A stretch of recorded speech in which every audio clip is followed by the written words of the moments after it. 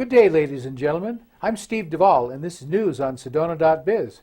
We've been talking over the last few weeks with Bob Oliphant and Ruth Wicks about the Camp Verde, Sedona, Verde Valley Community College campuses and how that's working out with the Prescott Community College. And there are some problems that are going on, and we're asking the Prescott campus in Yavapai County to give us a campus, give us a college here in Sedona and the Verde Valley. So that's what we're going to talk about right now. So in 06, there was something like 21 full-time faculty. I think now it's dropped to like 12 or 14 full-time faculty.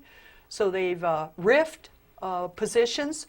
Well, what's good is a beautiful campus, either in Sedona or in the Verde, in Clarkdale. It's situated in the township of Clarkdale.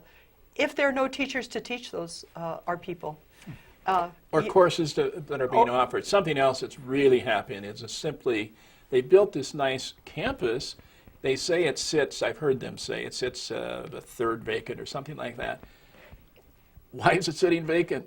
Because nobody's marketing. We have had no marketing efforts. Right. And we've had no leadership that would advocate for the Verde Valley, say this is what the city of Clarkdale needs, this is what the city of Camp Verde needs, and champion our cause. There's been no one like that. As a matter of fact, all management positions, all those people reside in Prescott and the Prescott area. So our present dean, who's a wonderful young man, James Perry, he lives in Chino Valley. So we don't have really any voice, anyone speaking for us. So let me, if I can, just cut in for just a second here and ask a real basic question. We all pay taxes to the Yavapai College. And if you live in Yavapai County of Sedona, we all pay taxes for the college district. What happens to all the taxes that are collected from the Verde Valley? Do they go to operate both campuses? Do they operate one campus? Where's that money going to go when they close the college? Well, that money all goes to Prescott, where the administration over there decides how much they're going to return to the valley. And we've done quite a bit of research. Ruth went to the county treasurer's office, for example, to get as accurate information as we possibly could on property taxes being paid. And what we found was what, Ruth? We've really worked hard on trying to find accurate information. And the treasurer's office, as the assessor's office, were very professional, very helpful. We have since gone with the college. The CFO of the college went also to them, and they said they had gotten different figures than our figures, which is fine. So the college figures are a 12.5 million are generated from the Verde Valley. Well, that's just in primary taxes. There's another Secondary. 1.5 to 2 million in secondary. So it's using their figures. It's about 14.5 million coming from this side of the mountain going to the other side. And then we asked, how much does it cost to run the present two campuses, Sedona campus and the Verde campus? Right. And they said 7 million. So if you do your math right, 7.5 million is being generated continually from our area that's been being used over at the other campuses in the Prescott area. Right. Is that correct, Bob? Well, a part of that's being used to pay off the secondary 2000 bond. What on the primary, what we call primary taxes? I was just talking, the 7 million was just the... That's right, that's correct, okay. Right. In total, if we take out that 2000 bond, it's about $5 million in excess revenue over operations here that is going, not here, going somewhere. Will you explain, I think, a very important point that everybody in the Valley needs to know? What is the difference between a community college raising funds and a grade school and a high school, public grade school and high school in the state of Arizona? Well, there's a huge difference. Right now, for example, the Mingus High School and the middle school in Cottonwood are seeking voter approval for construction and renovation of their properties. You don't have to do that on the college, community college side, all you need to do is to say we're going to raise the rate in Property tax. That's right, to the maximum allowed by state law, and you can do that. That's number one. Number two, they can charge tuition and raise tuition, and consistently, if you study the budgets, the community college has raised tuition. Number three, they also have a method whereby they can issue bonds. For example, to renovate the two existing student housing projects, complexes, they issued $5 million in a bond without any voter approval or voter input. So they have a completely different method of raising money, which allows them to really, in terms of running an operation where you have a profit, to actually have what most people would say is a profit that then is turned over into renovating or building new capital projects. It's a much different system. So the community colleges are fiscally sound.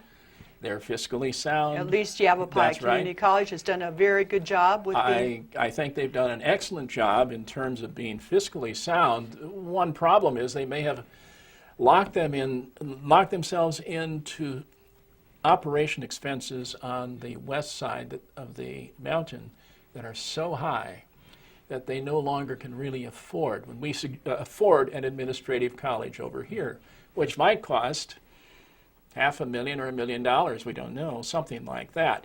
But they may have already piled in so much money over there and so many obligations that they're stuck. And that might be one of the reasons they oppose so strenuously, at this point at least, the idea that we have our own administrative body over here to run our college. So I have an observation. I'm kind of, old school kind of thing. Well, I went to elementary school and we learned all about the history of our country and the background and everything. And it seems to me I remember there was something about tea and the ship in a harbor. Ah, yes, it was the English crown was exacting taxes and taking all the money back to England, and they called that taxation without representation. And my observation would say that's what's happening in the Verde Valley. We're giving all of our tax money to Prescott, which is on the other side of the mountain, and we're not getting any benefit from that. And I think, for me as a taxpayer, that's kind of driving me a little bit in the wrong direction too. It's taxation without representation. We need a college. It's important to the community, and we can afford it. So why not?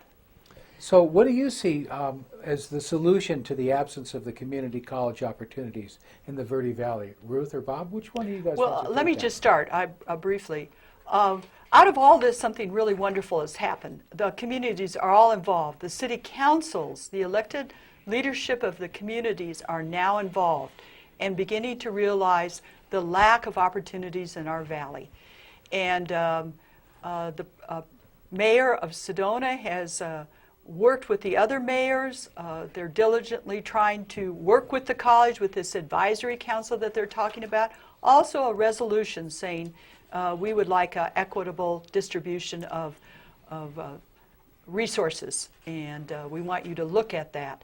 So those things are beginning, and I think the district governing board model, the Carver method, is being scrutinized by the district governing board. The Carver method makes it so that district governing board, our representatives, Harold Harrington and Al Filardo, are very unable to speak to us as citizens. They can, their mission or the role they play is very narrow. They rely almost totally on the leadership of the college, and they just simply pass or deny things that the leadership brings to the table for them to look at. Bob? Well, as in terms of solutions, number one, there must be vocational training reasonably accessible Yes. to our residents. There must be a fair return, the second thing, to the Verde Valley taxpayers. The folks in the Sedona taxing district were outraged when they learned they were paying $6.6 million in property taxes going directly to the community college, and the community college was closing that campus. This independent model that we've talked about, that is the Maricopa model, allowed by law, that certainly would provide serious focus for us here in the Valley. The Sedona campus must be reopened, must be adequately staffed, Marketing. and marketed and managed. What else, Ruth? Oh, golly. You know, I think the champion, somebody here that lives here in the Valley, and we know is going to be the president of our Verde Valley Community College for 20 years, you're going to be able to go and talk to that person and say, I'm opening this new industry. We need all our employees to be able to speak Spanish or to speak French, or we want to, in order to better meet the needs of our clientele. That's what we need here. We want, as Jessica Williamson said, we want self-determination. We want to call our own shots, use our own taxpayer money to educate our people in the Valley, bring opportunity to them. Right, I agree with you. I do think such things as development in Camp Verde, responding to Yes. the needs of the residents over there, is a high priority. Programs such as a College for Kids program, wonderful program. Yes. Not here this summer. Not here this summer. Thriving over on the other side of the mountain. And you're right.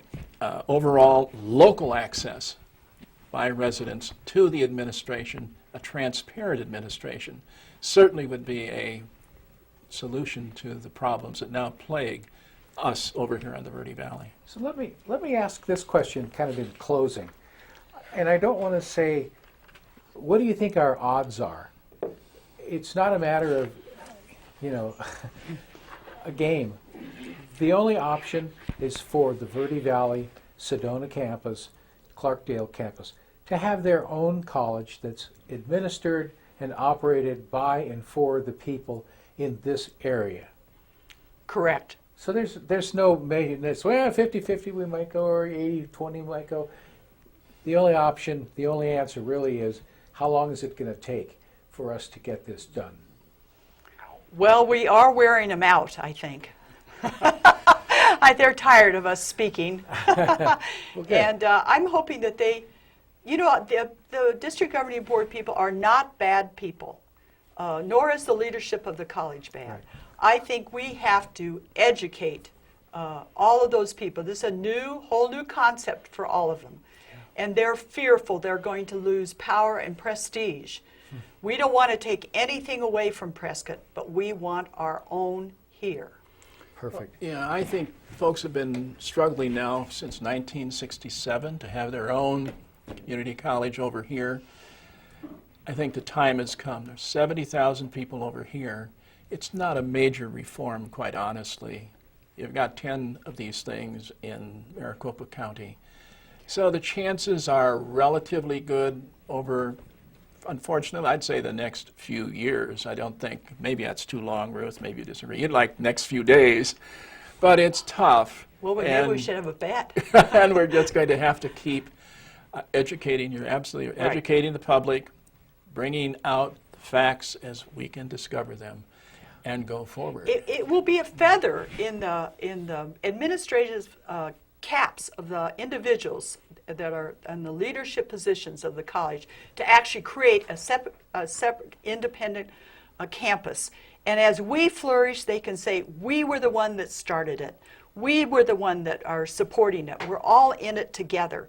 And it'll better serve the needs of almost half of the Yavapai County, which is what, in size, the seventh, bigger than Six or seven states, right? 6 or 7 states in the United States. I mean, it's a huge area to try to bring a quality education to. So it's not an easy task. Right.